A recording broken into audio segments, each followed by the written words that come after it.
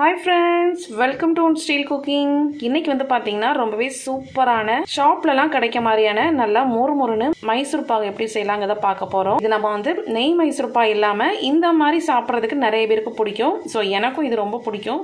So வாங்க எப்படி ஈஸியா டேஸ்டியா மூணு பொருட்கள் வச்சு எப்படி குயிக்கா பக்குவமா எப்படி செய்யலாம்ங்கறத பார்க்கலாம். மைசூர் பாகு பண்றதுக்கு ஃபர்ஸ்ட் ஒரு சின்ன ஒரு பாத்திரத்துல ஒரு 1/4 கப் அளவுக்கு நம்ம சமையல் எண்ணெய் வந்து சேர்த்துக்கிறேன். இதோடவே வந்து பாத்தீங்கன்னா ஒரு 2 டேபிள் ஸ்பூன் போல நெய் சேர்த்துக்கலாம்.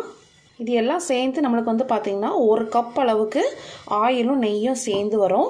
இப்போ இது வந்து ஒரு பாத்திரத்தில் எடுத்து வச்சுக்கோங்க. இதில் 1 கப் அளவு கடலை மாவு எடுத்துக்கோங்க. இந்த கடலை மாவு வந்து பார்த்தீங்கன்னா நமக்கு வந்து கட்டி கட்டியாக இருக்கும். அதனால் இதை வந்து பார்த்தீங்கன்னா ஃபஸ்ட்டு நம்ம வந்து நல்லா சளிச்சு எடுத்துக்கணும். கட்டி எதுவும் இல்லாமல் நல்லா சளிச்சு எடுத்துக்கோங்க. நல்லா அந்த மாதிரி ஃபைனாக சளிச்சு எடுத்தாச்சு. மைசூர் பாவு வந்து ஃபஸ்ட்டு ரெடி பண்ணுறதுக்கு முன்னே நீங்கள் வந்து இந்த மாதிரி நம்ம எந்த பேனில் நம்ம வந்து மைசூர் பாவு வந்து ஊற்ற போகிறோமோ அதை வந்து நல்லா ரெடி பண்ணிக்கணும். இதில் வந்து ஆயில் இல்லைன்னா நெய் சேர்த்து நல்லா அந்த ஓரங்களில் எல்லாத்துலேயுமே நல்லா தடவி வச்சுக்கோங்க. இப்போ நல்ல ஒரு அகலமான பாத்திரமாக எடுத்துக்கோங்க. இதில் வந்து நம்ம எந்த அளவுக்கு கடலை மாவு எடுத்தோமோ அதே அளவுக்கு நான் வந்து பார்த்திங்கன்னா ஒயிட் சுகர் சேர்த்துக்கிறேன். ஒரு 1/4 கப் அளவு தண்ணி சேர்த்தா போதும்.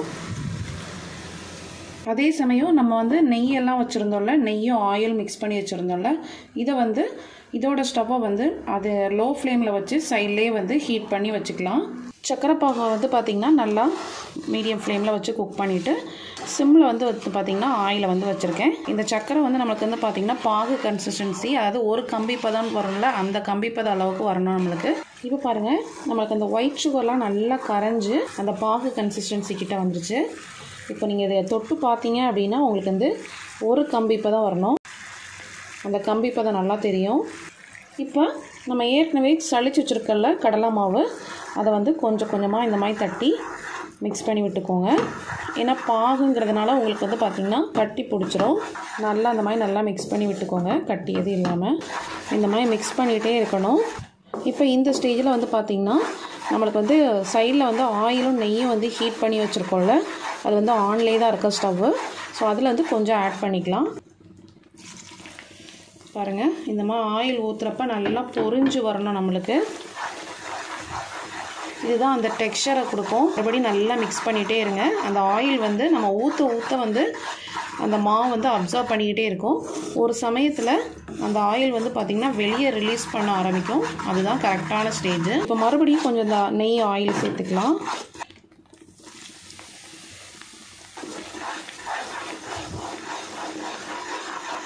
நல்லா கை விடாமல் மிக்ஸ் பண்ணிகிட்டே இருங்க. இப்போ ஃபஸ்ட்டு பார்த்திங்கன்னா நல்லா வந்து லிக்யூடாக இருந்திருக்கும். இப்போ நல்லா திக்காகி வந்திருக்கு பாருங்கள். அந்த டெக்ஸ்சர் எல்லாமே நல்லா மாறி வருது.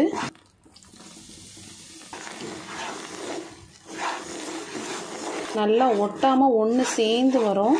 இப்போது நம்ம ஊற்றின ஆயிலெலாம் வந்து நல்லா உள்ளே இழுத்துடுச்சு.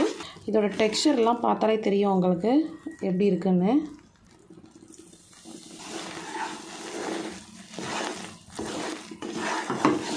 பார்த்திங்கன்னா நல்லா ஒன்று சேர்ந்து வந்துருச்சு. இதுதான் கன்சிஸ்டன்சி. பார்த்திங்கன்னா ஆயில் எல்லாமே நல்லா வெளியே நல்லா வந்திருக்கே தெரியும். நல்லா வந்து நமக்கு டைட் ஆயிரும் ஃபஸ்ட்டே வந்து. அதனால தான் அந்த பேன் வந்து பாத்திரம் வந்து ரெடி பண்ணி வச்சது. கொஞ்சம் ஒரு 2 மினிட்ஸ் லேட் ஆனால் கூட ரொம்ப கட்டியாயிரும். இப்போ இதை டேரெக்டாக நம்ம உடனே அதில் சேர்த்துடலாம். இதை வந்து உடனே நல்லா ஈவன் பண்ணிடுங்க. அவ்வளோதான். இப்போ வந்து நம்ம வந்து செட் பண்ணியாச்சு. இது வந்து ஒரு நிமிஷத்தில் நம்ம வந்து பார்த்திங்கன்னா பீஸ் போட்டு வச்சிடணும். ரொம்ப லேட் ஆச்சு அப்படின்னா நம்மளால் பீஸ் போட முடியாது. இப்போ வந்து நம்ம வந்து பீஸ் போட்டு வச்சிடலாம். ஃபஸ்ட்டு இந்த கார்னர் எட்ஜை இந்த மாதிரி லைட்டாக கட் பண்ணிக்கோங்க. உங்களோட சைஸ்க்கு ஏற்றால இந்த மாதிரி கட் பண்ணிக்கலாம். இப்போ லைட்டாக பீஸ் போட்டு வச்சாச்சு. இப்போ இது வந்து பார்த்திங்கன்னா நல்லா ஆறணும். இது வந்து பார்த்திங்கன்னா நல்லா சூடு ஆறிடுச்சு.